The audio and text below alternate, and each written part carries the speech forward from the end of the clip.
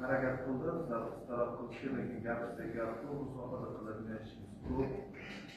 Yana alohida chuqurroq masalada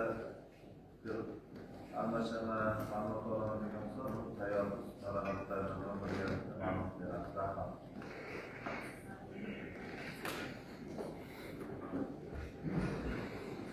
Mazkur masala bo'yicha davom komissiyaning xulosasini o'qib eshitish uchun so'z xalq deputatlariga boshqa shahar kengashi ijtimoiy soha, yoshlar siyosati, madaniyat va sport masalalari bo'yicha doimiy komissiya raisi o'rinbosarining Muhammad Karimovga beriladi. Marhamat.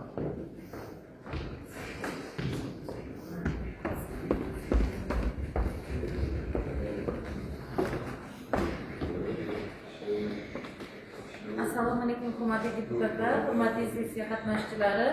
Hozirgi quyidagi masalalar bo'yicha, kun tartibidagi masalalar bo'yicha doimiy komissiya joyiga chiqib o'rganildi. O'rganish natijasida Bekobod shahar tibbiyot birlashmasida O'zbekiston Respublikasi Prezidentining 2024 yil 29 noyabrdagi tibbiyot muassasalarini farmatsevtika mahsulotlari bilan ta'minlash tizimini takomillashtirish chora-tadbirlari to'g'risidagi 408 sonli qarori ijrosini ta'minlash maqsadida Bekobod shahar tibbiyot birlashmasi ko'p tarmoqli markaziy poliklinika, birinchi va ikkinchi oilaviy poliklinikalarda bir qator ishlar amalga oshirilgan.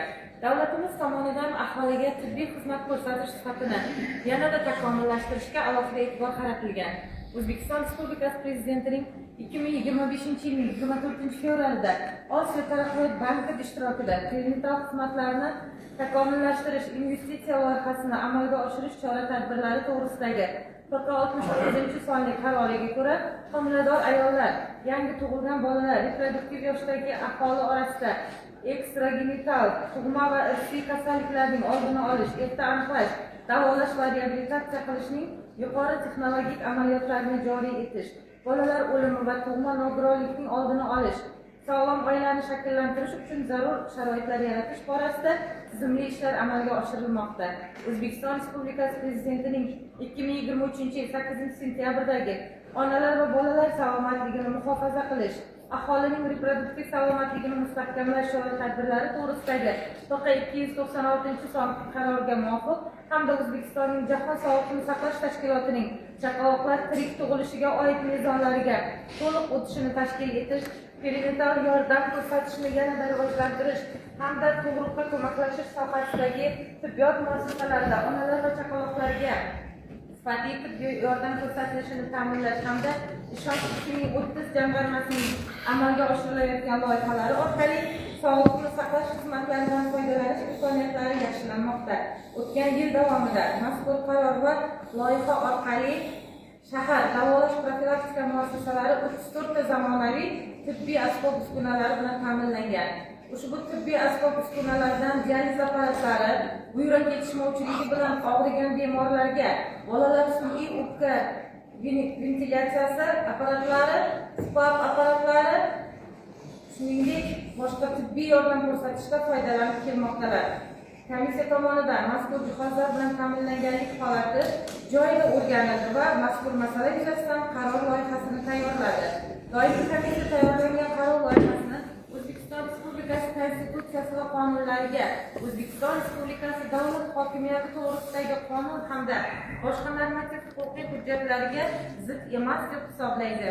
Shu munosabat bilan doimiy komissiya mazkur qaror loyihasini ma'qullash va kengash sessiyasi muhokamasiga kiritishni maqsadga muvofiq deb hisobladi. Sizlardan ushbu qaror loyihasini tasdiqlab berishingizni so'rayman. Rahmat. Ushbu masala yuzasidan tayyorlangan qaror loyihalari sizlarga tarqatilgan. Agar ma'qul bo'lsa tasdiqlash bo'yicha ovoz berishlaringizni so'rayman. Rozilar, qarshilar, betaraflar. Qaror bir ovozdan ma'qullandi. Kun tartibidagi 6 masala yuzasidan so'z Kotibiyat mudiri Ibragimov va Halima Hanitovga. Marhamat.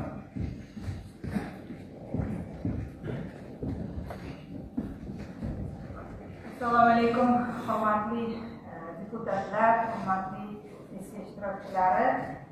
O'zbekiston Respublikasi Oliy Majlis Senati Kengashining 2025 yil 14 yanvardagi KQ 35 sonli qarori bilan deputatlarning mahalla yettiligi bilan hamkorlikni rivojlantirish, deputatlarning mahalladagi muammolarni tegishliligi bo'yicha ko'tarib chiqish masalalarini hal etish, mahalla yettiligini faoliyatini o'rganish yuzasidan har bitta mahallaga deputatlar biriktirilgan va deputatlarning mahalla bilan uchrashuvlari tashkil etilishi belgilangan. Mazkur qaror ijrosini ta'minlash maqsadida mahalliy hokimiyat hamda deputatlar kengashi bilan hamkorlikda deputatlarning mahallalardagi uchrashuvlar grafigi tasdiqlangan.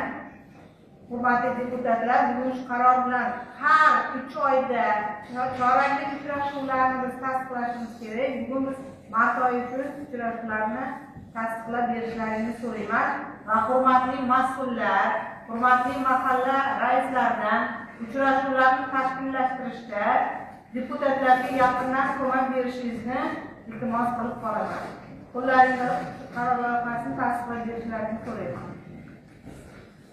Shu masala yuzasidan tayyorlangan qaror loyihasi sizlarga tarqatilgan. Agar ma'qul bo'lsa tasdiqlash bo'yicha ovoz berishlaringizni so'rayman. Rozilar, qarshilar, betaraflar qaror ovozdan ma'qullandi. Hurmatli deputatlar, kun tartibiga kiritilgan barcha masalalarni ko'rib chiqdik. Xulosa uchun so'z sessiya kotibi Ergashev Sayyora Nazar Aliyevnaga marhamat.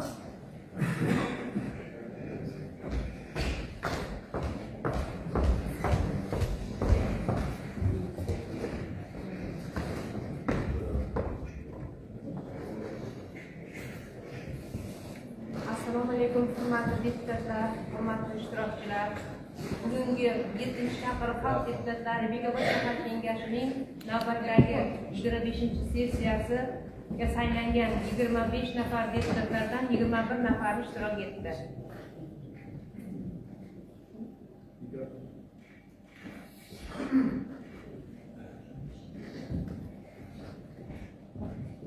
Ulardan uzrli sabablarga ko'ra 4 nafar deputat ishtirok etmadi.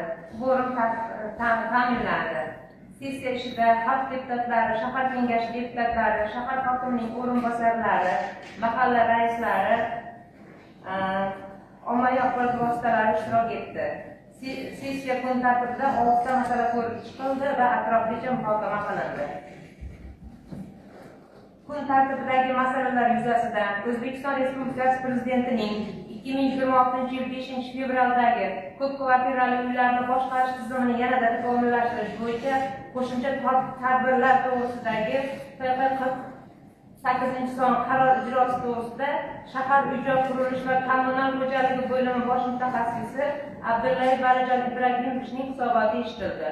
Eshituv davomida deputatlar bo'lim tomonidan taqdim etilgan dastur yuzasidan savollar berdilar va fikr mulohazalar bildirildi. Qaror loyihasi bildirilgan takliflarni inobatga olgan holda tasdiqlandi. Kun tartibidagi 2-masala yuzasidan O'zbekiston Respublikasi Vazirlar Mahkamasining 22-oktyabrdagi 665 sonli shahar va boshqa aholi punktlari, ko'chalar hamda ichki xo'jalik yo'llari infratuzilmasini yanada takomillashtirish to'g'risidagi qarorining 2025 yil uchun shahardagi ijrosi hamda 2026 yil uchun ichki yo'llarni saqlash va joriy ta'mirlash ishlari bo'yicha